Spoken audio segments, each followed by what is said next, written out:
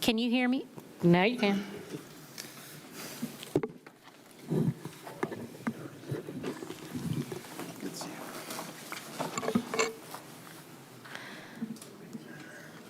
Oh, you're still within time. Catch your breath. Good evening, everyone. I would like to call the Rockingham County Planning Board in session. First order of business is for our invocation. Corey, if you will. All right, let's pray. We are grateful to gather in this planning board meeting for the Rockingham County and for the citizens who are members of that county. We're grateful for the responsibility we have to hear and understand the needs of the people who have brought cases to this planning board, and we pray that it will be courteous, kind, understanding, and be able to determine the appropriate response based on the needs of the people and the laws of which we are committed to abide by. Help us to be good citizens and bless this planning board meeting today. In the name of our Savior, Jesus Christ, amen. Next order of business is the adoption of the agenda. You have your agenda in front of you. Do I have a motion to adopt the agenda as written? So moved. Second. All in favor, please raise your hand and signify by saying aye. Aye. Any opposed? Likewise. The next order of business is the approval of the minutes for the June 18th, 2026 meeting. You have your minutes in front of you. Are there any deletions, edits? If not, I'll have a motion. I move we approve the minutes as posted. Do I have a second? There is a motion and a second. All in favor, please signify by raising your hand and saying aye. Aye. All those opposed, likewise. So the next thing that we will do is review the procedures for an evidentiary hearing, which is our first case tonight. This hearing is a quasi-judicial procedure. That means it's like a court hearing. State law sets specific procedures and rules concerning how this board must make its decision. These rules are different from other types of land use decisions like rezoning cases. The board's discretion is limited. As an evidentiary hearing, it is not a forum for expressing opinions about the project. This board will make its decision based on findings of facts enumerated in the Unified Development Order and Ordinance of Rockingham County and by law. This meeting is open to the public. Everyone is welcome to watch.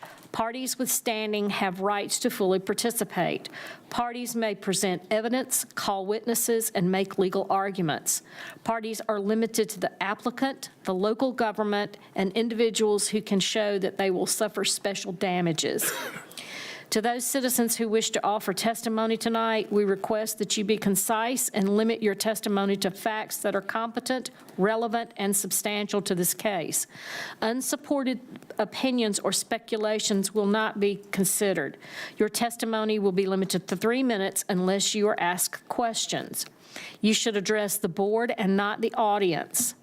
Redundant or repeated testimony does not help your case and may be ruled out of order. Respect for this board, those offering evidence, and staff, and general decorum during this proceeding will be maintained. Anyone speaking at these proceedings, whether offering testimony or questioning a witness, must be sworn. You must come to the podium, be sworn, and then identify yourself, state your address, and identify any person, group, or organization that you represent. First, we will hear a staff report. After staff's testimony, the applicant may come forward and offer any additional evidence they wish to present in favor of the special use permit. Next, anyone wishing to speak in opposition must have signed with the speaker roll and be called in order. And finally, the applicant has the opportunity to present rebuttal.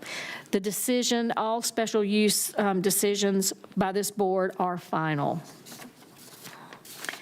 Anyone offering evidence in this case, please come forward to be sworn.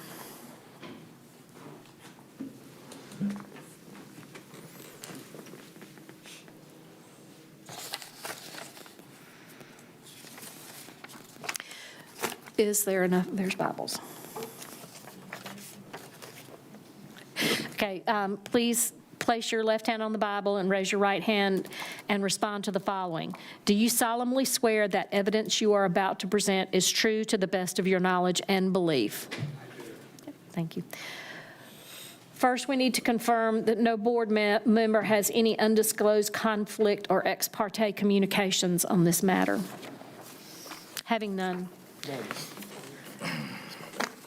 I'm asking for special use permit 2026, number 10. Anthony Bologna has requested a special use permit for a cell tower on the parcel denoted by Penn. Well, staff, if you'll present all that information. I'm cold. I'm shaking. I'm not nervous. I'm very cold. It's very cold in this room. So. Me too, you know. Chairwoman Talbert mentioned this is case 2026-10. This is the settlement loop special use permit for to establish a new wireless telecommunications facility. The tax bin for the record is 7958-0007-7306. It's located near 190 Carter Dairy Road in the Mayo Township, and this is for a special use permit. This is a vicinity map where the applicant is requesting the new cell tower. So it's just to the east of the town of Stoneville and kind of far from the town of Eden on the west. This is a zoning map of the parcel. As you can see here, the parcel is entirely surrounded by RA, and this parcel is also zoned RA. This is a aerial map of the parcel, and Adam and I also went out and looked at it. It's a farm is what it is. This is a aerial map, but it also shows the fall zone as you guys started requesting. So as you can see here, if the cell tower were to fall, it would fall on the parcel and not interfere with anyone else's property. So our ordinance states that a new wireless telecommunications tower is permitted as a special use permit in the RA zoning district when approved by the planning board. The submitted site plan, needs justification, performance guarantee, and all the other documents meet the requirements of our ordinance for a special use permit found in section 62.88.02. The consulting engineer with Kimley Horn has reviewed the construction drawings and structural analysis for the tower and found it to be of sound design. They have chose to go before you guys without the approval of a geotechnical investigation. Obviously, it'll have to go through us again to get approved, and it is subject to any third-party engineering review, and it's also subject to any additional fees. And I'll be glad to answer any questions you guys have. Are there any questions of staff? I will ask one. So according to the UDO and the handout that we have, the third bullet point, or well, I guess 62.88.02 in section B-3, it says that the landowner, if different from the applicant, shall also sign the application. I was just looking at the application itself, and the landowner has not signed.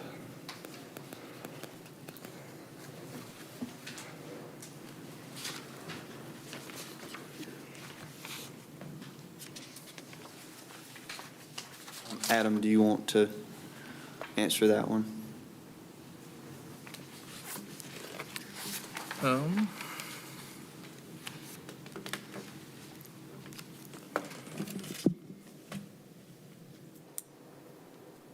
Yeah, honestly, Tom, do you know off the top of your head if we had, just looking at it quickly, in the application materials, it doesn't look to be the case. We've just got Anthony on here.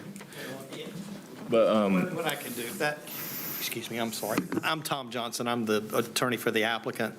Mr. Bologna works with me. Mr. Irvin's here. He can just sign it and swear to it and affirm it, if that'll help. that's really kind of the main thing, is just to make sure that we have the signature on it. So we can make sure before the end of the proceeding, we can get that signature. And he'll sign off. I don't know how that got overlooked, because usually we sign as attorney for the applicant, which is what we were doing, and it's authorized in the lease documents for us to sign and pursue. I'm pretty sure we at least have those. What permits we need to, so that's in the lease documents. Yeah. But since Mr. Irving's here, we can take care of that tonight. He can sign it. Sounds good. Thank you, sir. Thank you, sorry. So actually, let me follow up on that. So there's no, there will be no issue if it's not on the original documents, right? So we don't have to go back and make sure. We should be fine. I think the main thing is just generally knowing that we have the property owner's consent. We definitely don't want to do things to a property without their consent. So we definitely at least have on file like lease agreements and things like that. And especially in this case, the property owner is here. So that's kind of the main gist of why we would need those signatures and stuff like that to begin with. So you're not going to have to go dig up this application tonight and let him sign it, right? No, we should be good. Okay. Yeah. Okay, you do. I have you can ask him, I keep everything in a stack of Yep. papers, and I can probably, Yeah, but any one of these copies, I hate to be a stickler. I would rather us have that signature tonight before, I don't know if we want to go ahead and speak and let somebody go dig that thing up. well, it won't take me, I mean, I can do it after the rezoning. Okay. And while Adam's doing the text amendment, I can go get it. And it will not take me long to find it. Okay. Yeah, I think it should be the original. If he can Yeah. pull up the original application, it's going to We be can do better. Okay. Sounds good. Any more questions? So what you're saying, Adam, is based on what we heard from council, is that that is de facto in the lease agreement that's already been approved and signed. And so it's not like we are taking it out in the eye, but does that preclude us from proceeding? No, I think we should be good to proceed. If the applicant is here, I think I think we're okay if the applicant is here and we'll sign the live document itself and not photocopied. Because none of this has to be notarized in the first place. So as long as he signs that, I would feel comfortable from a legal standpoint. Okay. In front of staff is good. That's our typical policy, as long as he signs it in front of me or Adam. Okay. All right. I think the applicant also has a PowerPoint, is that correct? I do. Okay. Are there any more questions of staff? Okay. If we can have the applicant, and that's Mr. Johnson? Yes.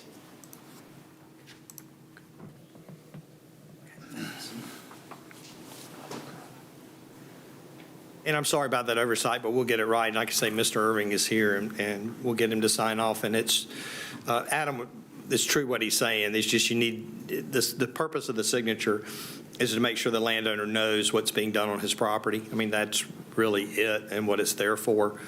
And obviously, Mr. Irving did know that because he signed the lease. But that authorized us to pursue this. Mr. Johnson, will you state your address, please? Yeah, I'll go ahead. My name is Tom Johnson. I'm an attorney with the law firm of Williams Mullen at 301 Fayetteville Street, Suite 1700 in Raleigh. Here on behalf of the applicant, which is Towercom Enterprises, on behalf of Mr. Irving for a special use permit for a tower on Mr. Irving's property. I do want to upfront ask that the application and all the documents that have been submitted in association with that be admitted into evidence in support of our special use permit. And then also, I will affirm that the conditions that are listed by staff on the special use permit, we're in agreement with those. So I did want to confirm that Yes. up front. Here are the basics on the site. It's on off Carter Dairy Road. Access will be off Carter Dairy Road.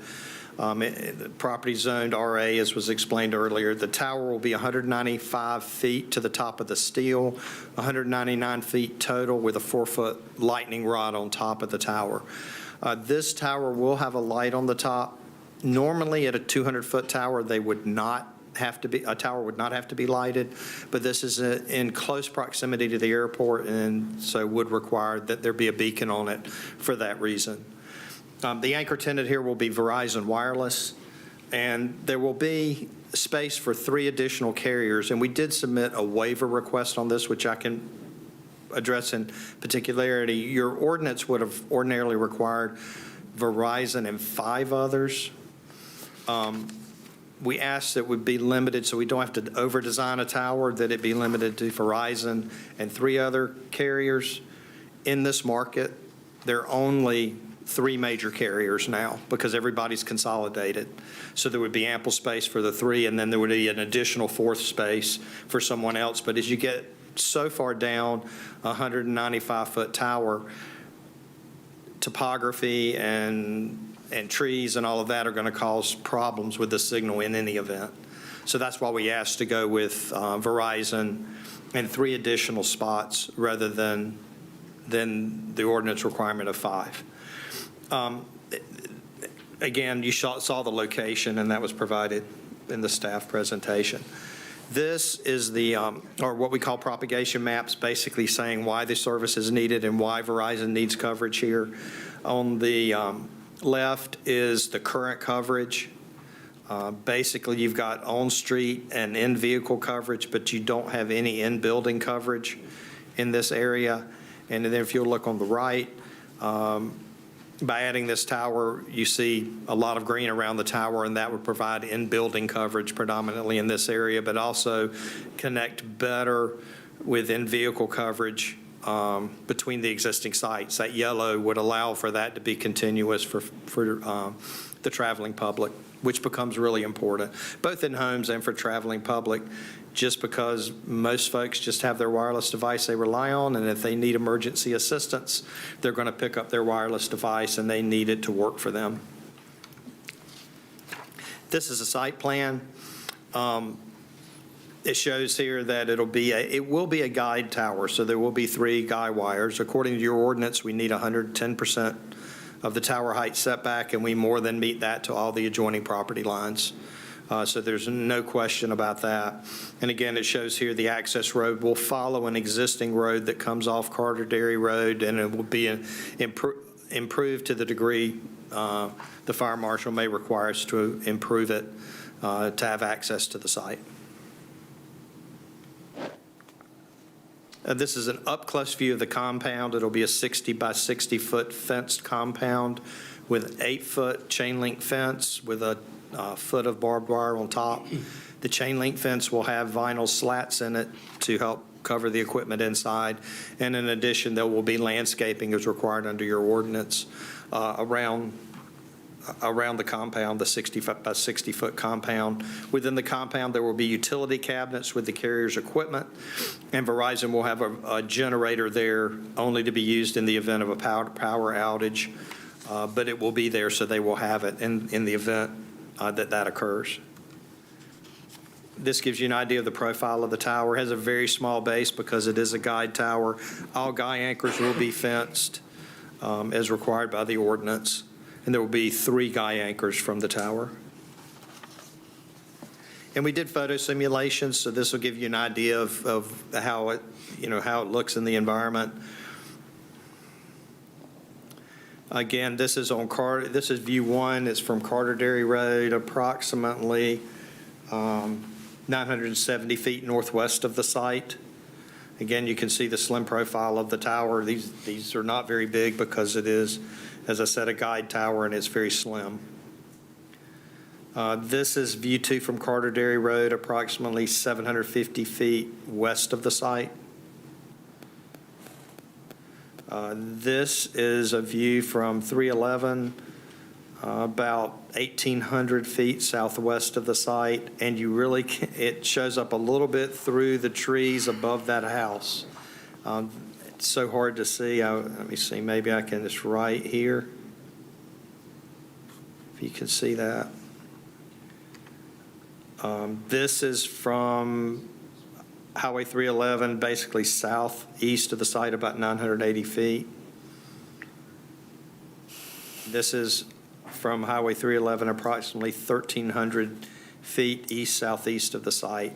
And you can see it right here, but everything has perspective. Really, the utility poles appear larger than the tower just because of where you are in relation to the tower. This is from 311, approximately 1,650 feet from the site. Again, it just shows up a little bit among the trees here. And that's my presentation. I would like to basically give a summary of how we meet the ordinance. And I will point up front, and I think it was pointed out in the staff report, clearly, you have a third party, Kimley Horn, who does the review of the applications, and Kimley Horn came back and said our application met the requirements of the tower ordinance based upon their review. I did already go over the waiver request for asking for 3 additional co-locations as opposed to 4. But I will go over the special use permit findings. The first one is the use will not materially endanger the public health, safety, and general welfare if located where proposed and developed and operated according to the application.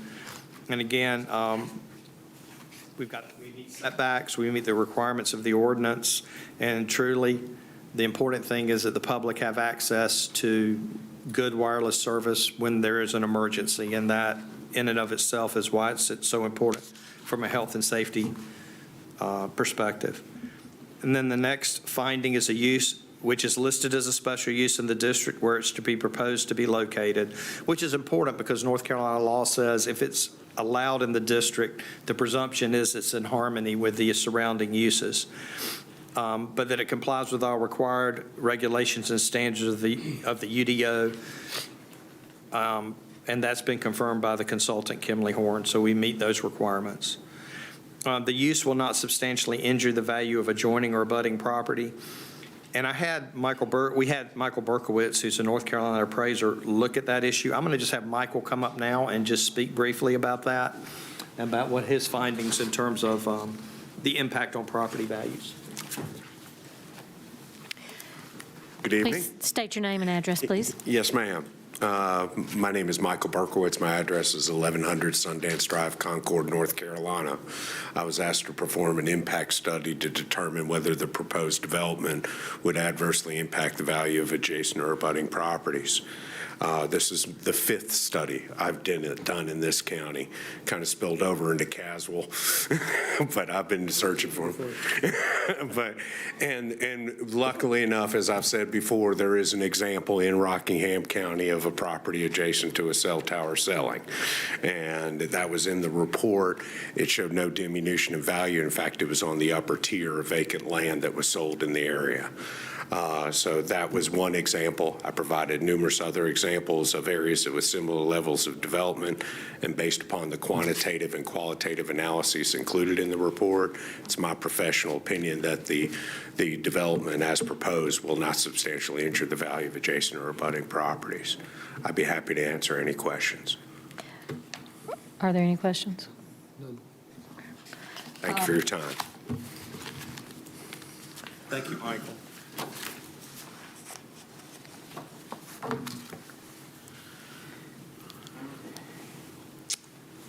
And that's what we submitted for finding 3. Finding 4 is the use is consistent with any adopted plans that encompass a property subject to the application. Well, number 1, it's allowed as a special use in the RA district. But number 2, your Rockingham Vision Plan 2040 places emphasis on the goal of continuing efforts to expand broadband, high-speed internet, and cellular coverage throughout the county. And this is to meet, this site is to help in meeting that objective under your Vision Plan 2040. I am happy to answer any questions. If anyone else speaks, I would like to reserve an opportunity to address any concerns they may have, but I'll be glad to answer any questions the board may have at this time. Any questions? I have a couple of questions. Sure. You talked about one of your slides there showed the coverage area, the improvement in the coverage area. Yes, ma'am. Can you tell me how far out that coverage area, that we've got a couple of pieces here in our packet with circles and pins. I'd like to have a better idea of, because this is impact, what is the impact to, and how far out is the impact of this new cell tower? In terms of coverage? Right. Some of it is. Will the coverage improve, say, all the way to Eden? Because that's not a far distance. It's not going, as you can see on this map, and I think it's got, if I'm correct here, I think Eden shows, trying to see, if Eden is up here, because I'm sure there are towers in Eden. This is covering basically the area between Stoneville and Eden, and to cover that gap in between. That's what we're looking at here. So it's covering that gap in between. In the Stoneville area, you've got pretty good service.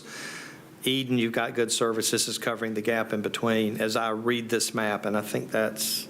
So, and the coverage improvement, does that go all the way to, is it Stone Mountain Road?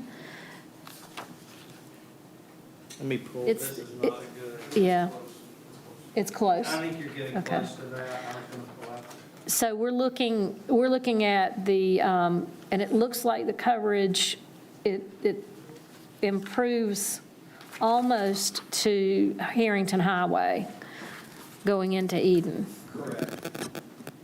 And why do I, It's basically and why do I ask that? What it's Yeah. showing is that the in-vehicle coverage is But the overall coverage, in building Okay. coverage. Yeah. So all those people in those remote areas are going to have in building coverage. If you look right around the site, the circle around the site, that's in building coverage. But even short of that, there's in-vehicle coverage and there's spotty in-building coverage that's been added toward Eden. but I drive all the time, so I know. Yeah, okay. So why did you ask the question? I drive that all the time. It's dead. It's a dead zone. I mean, it's truly a dead zone. Verizon's going to undead it. And that's what this will do. Even though the green won't connect, it'll improve the in-vehicle coverage enough that it'll cover that whole gap. Okay. And I don't know that this is relevant, but what is the time frame to have this online? This is planned to be completed by the end of this year. We've still got to go through building permitting and bid it out and get it under construction. But the plan is to get the tower itself built by the end of the year, and then Verizon typically takes several months to get installed and optimize their equipment. As it's been explained to me, when you're adding an additional piece of equipment to a network, you have to coordinate that addition, so it takes time with programming and other requirements that Verizon has to make sure that they optimize this site as is shown here. And one last question. Why a guide tower instead of the collapsible? Well, I mean, this will collapse and it'll stay on site. Typically with a guide tower, if it loses an anchor, it's going to spin. I mean, it's going to kind of crumple around if it loses a guy anchor. The reason is we initially started down the road of a taller tower here that was going to be guide, but as a result, we needed to bring it down for ordinance purposes to 199. At that point, we had designed the tower as a guide tower, and we had with Mr. Irving, we had the guy anchors already leased, so we just decided to stick with that. Okay. Because be honest, they are cheaper to build. Any further questions? Madam Chairman, this particular owner, this tower, do they own other towers in Rockingham County? I didn't come prepared with that list. I know they have plenty of towers across the state of North Carolina. I do not recall. I'm pretty certain they do, but I could not tell you specifically where they are. It's TowerCom Enterprises out of Florida. I've done work with them across the entire state of North Carolina, into Stokes County. How many in Rockingham, I could tell you. I can get that to you if you want to know it. I just don't know that off the top of my head. And I don't want to say anything out of turn if I'm not certain about that. Right. This is a very good company. They do a great job at maintaining the towers. The CEO is very hands-on, and even though they're based out of Florida, he lives in the Triangle area, and I speak to him regularly, so they're on top of things. They're not a company that's not going to do what they say. I believe that's it. Thank you very much. All right, thank you. Mr. Irving, would you like to? Okay, you don't have anything to add. Is this Diane Carter? Ms. Carter, you want to come forward? I have a couple of concerns.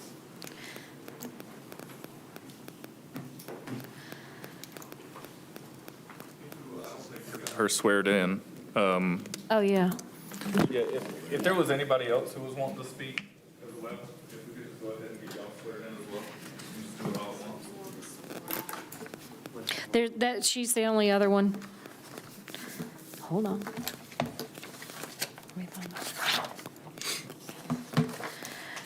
Do you solemnly swear that the evidence you are about to present is true and to the best of your knowledge and belief?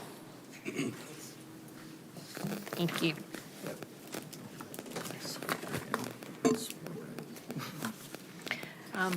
Diane Carter. I live at the dead end of Carter Road, so my property is adjacent to Mr. Webster's property.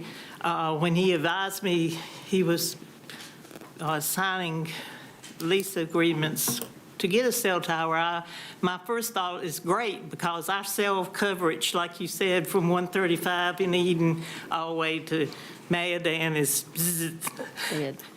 So, but then people started telling me about problems with cell radiation, and I got to researching it, and I found it depends on who does the studies. A non-industry study says 70% harmful effects, 30% non-effects. Industry says 68% non-effects, 38 harmful effects. So which is really true? And looking through all the information that I have waded through in the last couple weeks, it looks like it boils down to the rules for the cell towers that falls under the FCC limits, which were set back in 1996. There have been recent studies since then that proves that they have issues for cancer, radio frequency sickness, including headaches, sleep, memory issues, concentration, depression, and fatigue, changes blood cells and DNA, levels of the thyroid, reproductive systems, and that was in humans and animals. And it's not just in the United States studies, it's studies worldwide in different countries. And one study that was done for the state of New Hampshire, the electric and computer engineer there that participated in it said he would not personally want to live within 500 meters, which is 1,640 feet of a cell tower, based on the health issues that he has found. And my house is roughly 900 feet from it. My daughter's house is closer than that because they're at the beginning of our property. And another report that was done in 2025, the flora and fauna of non-human species interaction with the RN levels, and it showed impacts on wildlife. And it said that the RF exposure to insects affected their flight, foraging, and feeding, and mortality. It studied bees, especially honeybees, and they showed they had a decrease of egg laying, reduced colony strength, and impacts on the pollinations done by bees and insects.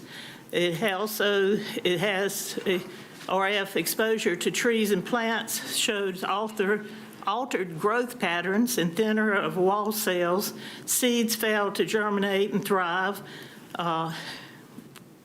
In Europe, they had a cell tower installed, showed slow tree dieback and they completely died in that area. The RF frequency interfered with birds' navigation systems, harm of nesting and roosting habitats. There was another study done in the United Ms. Carter, States. I'm sorry, your time is up. But that's my concern. is Thank you the very much for effect. presenting that. Is that all? Mr. Johnson? I think there was one other woman who wanted to, did you want to speak, ma'am?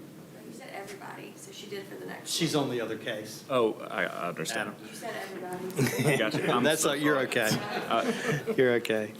I appreciate what Ms. Carter said, but as this board, I'm sure is probably aware, there's a state law in 160D 932 that specifically says that the health requirements related to radio frequency emissions of wireless facilities cannot be considered by this board in making a decision. And the reason is this is an FCC licensed site.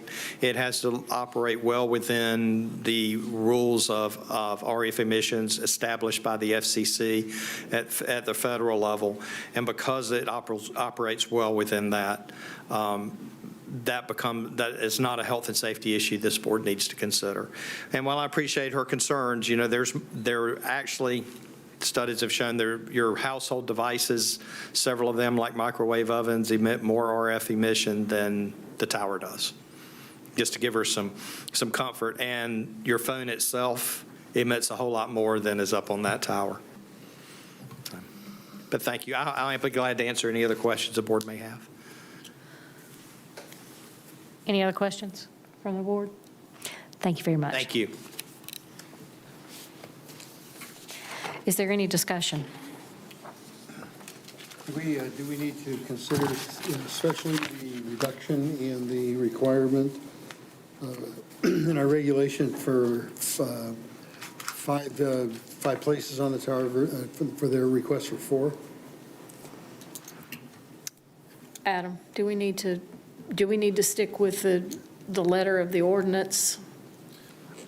No, I think our ordinance specifically says that they can request a waiver as part of it. So as far as the ordinance goes, it should be completely fine if that's want to be a part of your But it consideration. will need to be included in the motion, correct?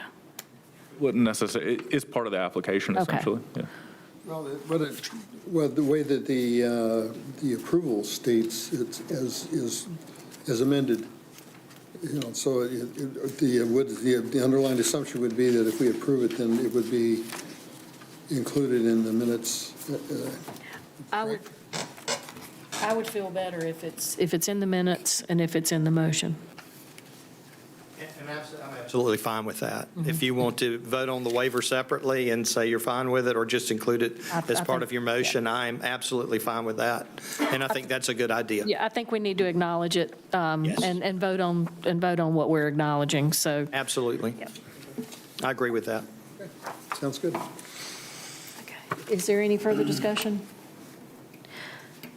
Is there a motion?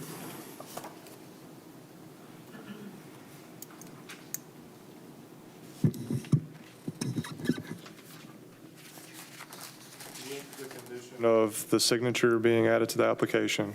We did get that. Okay. Yep. We have that already? Yeah, we got Nick to get it, yep. And I have a list of another, that should be sufficient. Doesn't need to be part of the motion then. I move to approve this request based on the evidentiary determinations, including any additional conditions agreed upon by the planning board and the applicant during the evidentiary hearing. Before I ask for a second, will you include with the waiver for three additional spots instead of 5? Yes, and I approve that with the condition of there being 3 additional with a total of 4 spots on the cell tower versus the 5 as written in the ordinance. Thank you. Second. I have a motion and a second. All those in favor, please signify by raising your hand and saying aye. Aye. All those opposed, please do so likewise. Motion carries.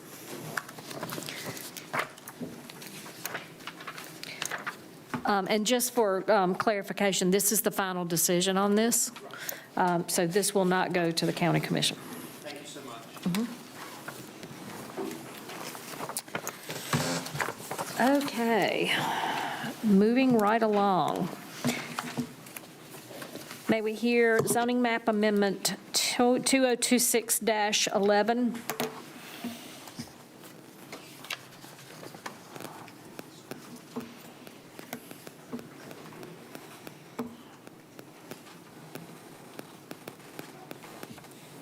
This is Rockingham County Planning Board Case 2026-11, the NC-14 rezoning.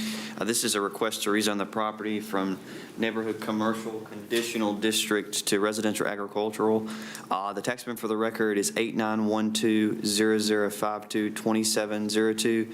It's located at two different parcels. It's 4250 and 4220 NC Highway 14, located in the Wentworth Township, and this is a conventional rezoning. As you can see here, it's pretty much in the middle of Wentworth and Eden, right off 14. It's not that far from Eden's extraterritorial zone, right below Bethlehem Church Road. I'm sorry, I need to stop you. I did not review the procedures for this. If you will allow me to do that very quickly.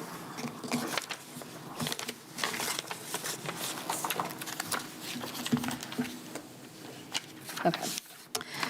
The following is information for public use. All Rockingham County Planning Board meetings are held in accordance with state law. Wait a minute, where is it? I'm sorry. Zoning map changes are legislative matters. These map changes are reviewed for reasonableness, consistency with the general statute 160D, the Rockingham County 2021 Land Use Plan, and the Unified Development Ordinance, among other adopted plans. This board considers recommendations for planning staff and public comment.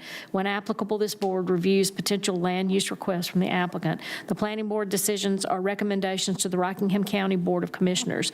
The Board of Commissioners will hold a public meeting before making the final decision to approve or deny a zoning map change. Zoning cases will be considered using the following procedure. Staff will present the case to the board. After the staff presentation, the applicant may come forward to offer information about the request.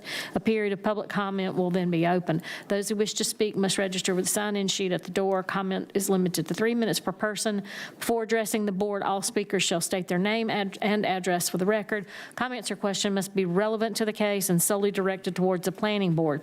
No speaker may directly address the applicant, staff, or members of the audience. The board in turn may seek answers from applicant, staff, or members of the audience. Respect for this board, staff, and speakers and general decorum during this proceeding will be maintained during this hearing. And I need to ask if there are any conflicts of interest. None. Thank you. Sorry about that. It's okay. So this is a zoning map of the parcel. As you can see here, it's primarily surrounded by residential agricultural. There is RP to its south and east, and this little red line simply denotes that the parcels are separated. And if you look here, you'll see this little black area. Do y'all see that on the map? Mm-hmm. That's a graveyard. Just wanted y'all to be aware of that. And here is a aerial map of the parcel. As you can see here, it's primarily a wooded area, and there is a lot of dirt as well. When I went out, I put this sign out, and it's completely just vacant land at this point. In 2017, as I mentioned earlier, it was rezoned neighborhood commercial conditional district. That conditional district was for a professional and business offices with an outdoor storage and display. So as our land use plan does suggest, this parcel is located in the O2 or rural lands transect.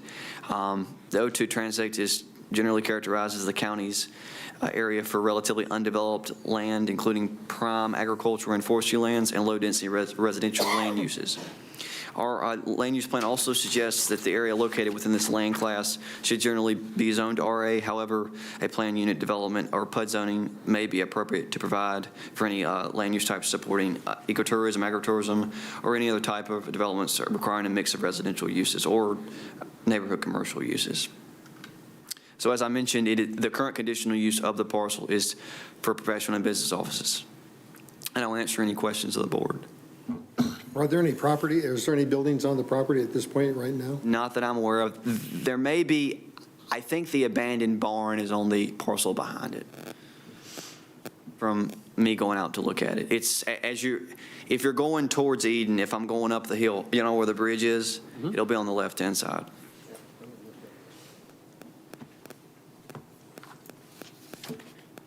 What's the total acreage? 8.66. 8.66, Okay. 7.16 for one and 1.5 for the other. It's 35,000 square feet. Yeah, so it definitely meets the minimum lot size requirement. Any more questions of staff? Okay, may we have the applicant? And that's Cameron, is it Schultz? Yes, ma'am. Mr. Schultz, state your name and address, please. Cameron Schultz of representing Generation Family Properties. Address is 3600 American Boulevard West, Suite 655 in Bloomington, Minnesota. So Generation Family Properties, we've been around since 2017. We are specialists in selling vacant land. And so we came across this parcel in Rockingham, North Carolina. Very first property that we're going to be purchasing in North Carolina for Generation Family Properties. We've purchased land all across the country, and now we've seen some good things in this market here, and we're taking a look at it. So we came across this property right on the highway, just looking around on Zillow, and we were looking at potentially doing a minor subdivision, which will be submitted to Ben and the planning team shortly. So our surveyor is out there in a couple weeks. And so basically what we're looking for is we're looking for a rezone from the neighborhood commercial back to the residential agricultural, which many of the parcels around it are currently zoned. And so basically, when we're looking at this parcel, we're looking at it and we're saying, hey, I think that this area is primarily single-family residential. It's primarily large lots, and so our plan would be to, after perk tests, we're going to be creating 2 15-acre lots with this parcel, assuming we can get a rezone. Happy to answer any questions of the board and provide any information and context that would be helpful for you guys to make your decision. Thank you. Any questions?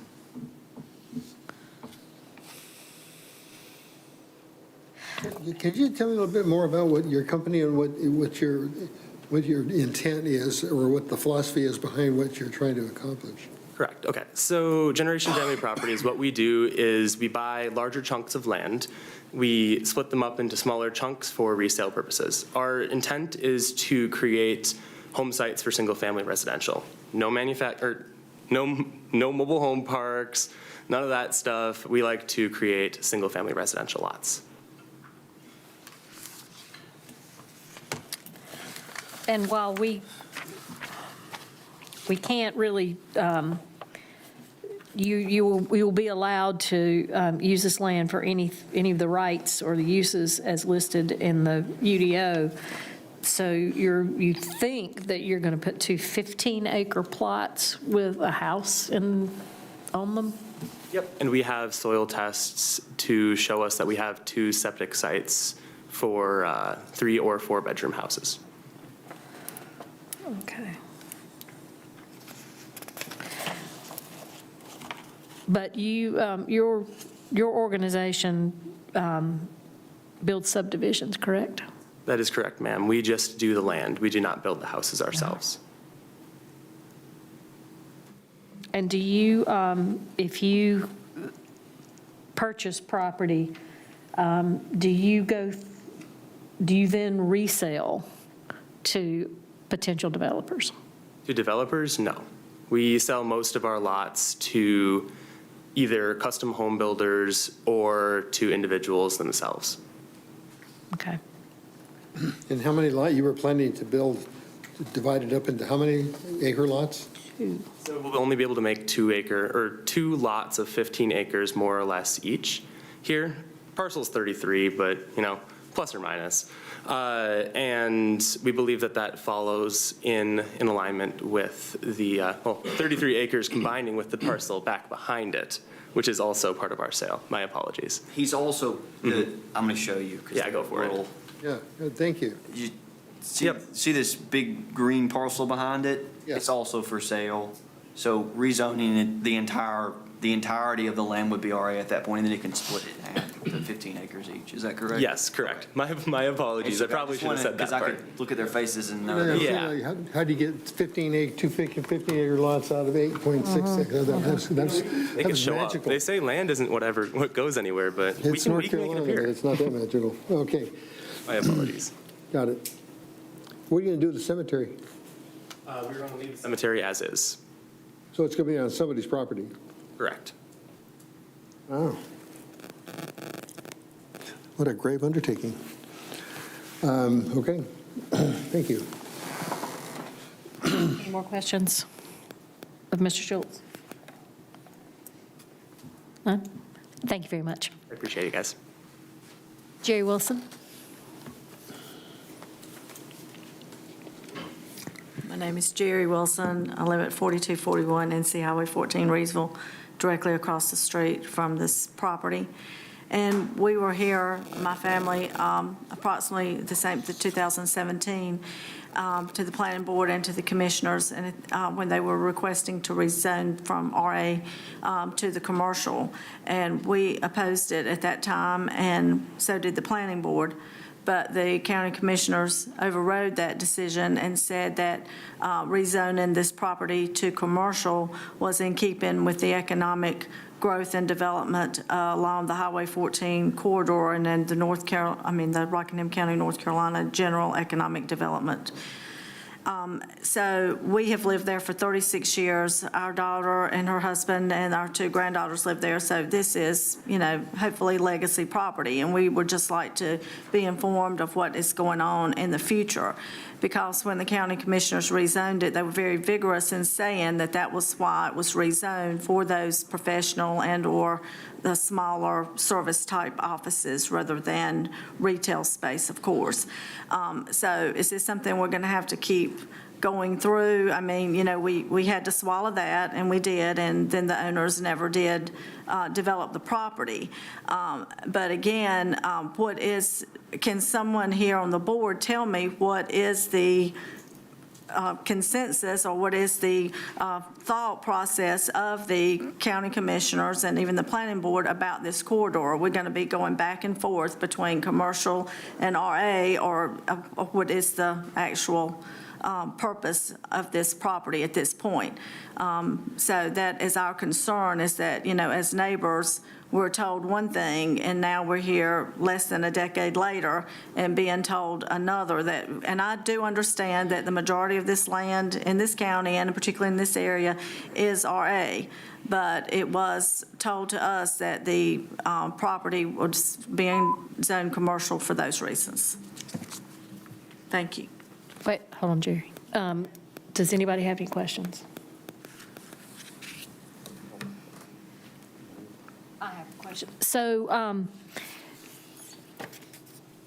did Mr. Schultz answer your questions when he explained what? Now, He answered my question. Yeah. However, when he sells it to someone else, it's out of his control. right. So, he could take 15 acres, someone could, and we could be back here next year saying, okay, well, we've decided we want to put commercial space back in here, so. So if we vote to change this back to RA, there's a list of things that can be done in RA. Subdivision is one of them. So what we do, because we have to consider all of the uses, and that's what we'll discuss tonight, is if we've got to be prepared that any of these uses, the purchaser may utilize the property for. If they sell it, then we can, again, it's as long as those uses are adhered to, and if they come back to us and want to change it back to, I can't tell you what we would do in the event of that, but flip-flop in close proximity to time frame sounds a little unusual to us. I don't think we've done that ever, like flip-flopped. We will flip-flop a piece of property, particularly for, it generally goes that we will zone more protected than not protected. And highway commercial is one of those zoning designations that are sort of not as protected. There may be more, I don't know, it's different than, you don't see a lot of residential activity, and we typically don't flip back unless there is a specific reason. And this one would have gone back, that would be, I mean, it's twice now. Actually, this would be the third one. Yep, so. Well, is there, I mean, what is the economic development plan that the county commissioners are using, and I'm sure y'all, as the planning board, go by it? I mean, is it still for economic development? Is the Highway 14 corridor still considered? Highway 14 is a corridor. Right. For commercial? Pieces of it are a corridor. And it depends on, we make these decisions based on the proximity of other highway commercial facilities, like it is what's around it. And we'll discuss this often. If, like this parcel, there's RA all around it, everywhere. So it actually makes sense to zone it back to RA if the owners are not going to use it for highway commercial. And they apparently aren't, because it's been 9 years. We Right. rezoned it 9 years ago, and they've done nothing with it. Right. But there was close enough proximity to another highway commercial that it made sense when they were requesting it to change it to highway commercial, because it was on the road frontage, and the parcel was relatively thin, I'll say. But it doesn't, to then turn back around and, unless there's a highway commercial usage, that part of Highway 14, there's a lot of RA around it. So, Yeah. Well, my concern was just that if they sell it and then they've got 15 acres, and the person that buys the 15 acres, it has this 8 acres on it. So they're back in here in a year or less saying, okay, well, we've decided that we want to not build a house, but instead we want to put up storage units or service businesses and that sort of thing. Are we going to be facing this again? it is possible. I don't know, I mean. We don't know who's going to own it. Yeah, We don't know what their plans are going to be. But if we do change it back to RA, it is a little bit more, the uses on RA are not as, well, they're certainly not as commercial, they're certainly not as industrial, they don't cause as much traffic as a commercial enterprise would. So it's like lesser impact would, I mean, that's not a great way to describe it either, but yeah. Okay. I mean, we put the plan together, and the Board of Commissioners agreed with the plan back in 2021, 22, 2019, 2020, right? 2021. And that land use plan, 14 was really not part of, because I think we've had some conversation about, do we need to think about what we're going to do with 14? Correct. But that has not even materialized over the last 4 years. Right, yeah, at least as far as so we have our comprehensive land use plan, and that's kind of one of our main guiding documents for future land uses and stuff. So that's one of the things that this board will look at when a rezoning comes before them to consider, when we get a request for rezoning. So as part of that plan, 14 is currently in that, what we call the O2 lane class, so essentially rural. So RA is essentially what it's calling for. So something rural, residential, things along that nature is kind of how it's currently identified. I know we have mentioned sometimes of, there's been a lot of changes to the county in the past, even just 4 or 5 years since we've had that land use plan. So there has been at least a little bit of talk of revisiting some areas. I think, correct me if I'm wrong, 14 was kind of one of them of reconsidering. But just there were sections of it because there's so much area that is RA coming out of Eden, most everything except for the Dollar General and the store, and there's a couple of little things, but there isn't like there's not any concentration of highway or commercial until it's pocket. It's like just pieces of it. So what that means is these cases have come forward piecemeal, and as the owners want to do XYZ, if there was something around it and it didn't impede on the rural nature, we would approve those, but I can't remember approving. A good example of that is kind of what they rezoned it to the first time, is that neighborhood commercial is a lower intensity commercial district, and they limit it to just one use. So even if it's not necessarily perfectly corresponding with the land use plan, any property owner can choose to request to rezone a property, whether it's you, your neighbor, person across the street. They're always going to have that ability to make that request and go before this board. That's just something we can't really help.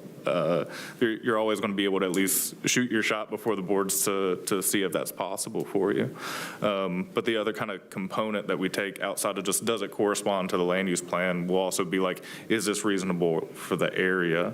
Is there things that are similar in zoning district and use in the area and things like that? So that kind of leads to, maybe something that is commercial, like what it is currently, but kind of limited in scope, maybe more reasonable in like a residential or a rural area. I know we probably meandered a little bit. Does that answer a lot of what you're? Yes, and I think I'm understanding from what you just said that there's been another land use plan since we were. Correct. Okay. So what I would recommend is going to the county website, because that land use plan is open to the public, and you can go look at it and see what the thinking is that we put together, 5 years ago. Before, they told us they based their decision on the land use plan. I guess it was in that place at that time. And I can tell you that Bethlehem Church Road area is not a growth node.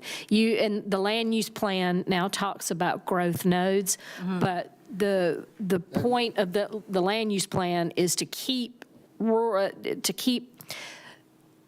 areas rural, but allow for more intense commercial development and economic development where it made sense, and to concentrate it along corridors and growth nodes. And I'm pretty sure. 14 was not part of that. Yeah. As part, Growth node on 14. You know where Stone Store is? Yes. That's the only growth node. It's Okay. G1 for that commercial zone. Everything else about 14. We're not opposed to it going back to RA. Our concern is that, are we just, No, I think it's a great question. Are we gonna do this again? Asking, what's the vision? Why are we back here? Yeah, why are we back here? I think that's a great question, and I think it's a great thought, and I thank you for bringing it up. Okay, well, thank you all. Oh, I can? Okay, thank you. Is there any discussion?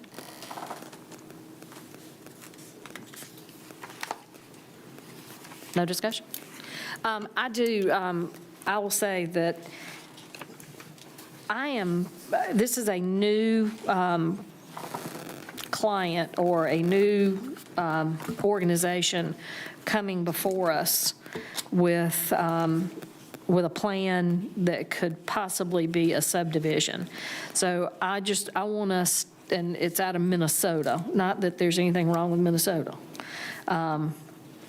I do want us to be cognizant of when we, that we're intentional when we do things like this, because that we are, it's our responsibility to make sure that, that our county is managed well as far as the land goes. And I think it's appropriate for it to go back to RA, but I am a little, I'm taking notice that.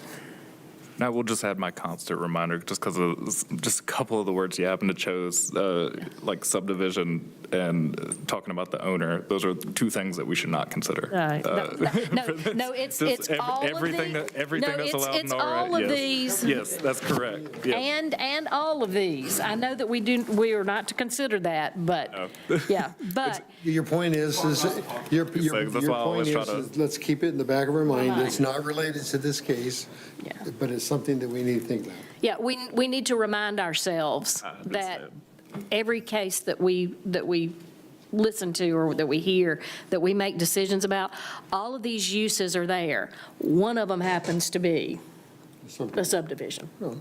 I mean, Which is perfectly, they could come in here and want to put a pig farm in there, and that's fine, too. So, yeah. But we just need to be mindful. I motion to recommend approval of this request based on the consistency and reasonableness determination statements that are included in the agenda packet and may be amended during the rezoning process. Is there a second? Second. All those in favor, please raise your hand and say aye. Aye. All those opposed, likewise. No opposition, motion carries. This case will be heard by the county commission when? Give me just 1 second, and I'll confirm that. That should be going before them at their August 17th meeting. Okay, the August 17th meeting. And there'll be another round of notification and everything like that, too, if you'd received a letter. And if you have any questions, please don't hesitate to give us a call, okay? Yes. All right. Okay, let's, the next is zoning text amendment 2026-12. For us tonight, I promise. Hopefully, this one should be pretty simple. Basically, You're making the corrections to the UDO that you're finding. the need for these corrections kind of came from FEMA. This is our floodplain ordinance. Generally speaking, our floodplain ordinance is mostly there to help people who are close to waters in flood areas. Essentially, if they can build up to these standards, then they can build in the floodplain, but they do have certain standards that they come up to, and it helps them qualify for flood insurance from what's called the NFIP. So these are quick, simple changes to the ordinance, just so we're making sure that we're staying in compliance with that, so we can keep that program going, so people can potentially qualify for that floodplain insurance. So just really simple. At the very bottom here, you'll see the actual changes to the language. This is just an update to the statutory references. That's all it is, making sure we're stating where in general statute that our authority comes from for this. The main reason for this text amendment was basically to change this date here. So they had some updates, so we needed to update to make sure our authority stayed the same as well. We also went ahead and added this section there at the end and any revisions there too. So hopefully we don't have to do this every time there's an update and change the date to it. And then, yeah, exactly. And then the last thing that we added here is just a couple of sections, just they've updated how they reference some of their forms and applications and stuff. So we went ahead and updated those as well while we were at it. So that pretty much should be it, but I'd be more than happy to answer any questions that you guys have. Have none. Is there any discussion? No discussion? Is there a motion? Of this text amendment based on the consistency determination statements that are included in the agenda packet as may be amended during the text amendment process. Is there a second? I have a motion and a second. Sorry. John made. Just double check. Thank you. All those in favor, please raise your hand and signify by saying aye. Aye. Any opposed likewise? No opposition, motion carries. Is there any other business this evening? Before you guys. Do I have a motion to adjourn? So moved. Is there a second? Second. All those in favor, please signify by saying aye and raise your hand. Aye. All opposed, say nay. Motion carries. Meeting adjourned.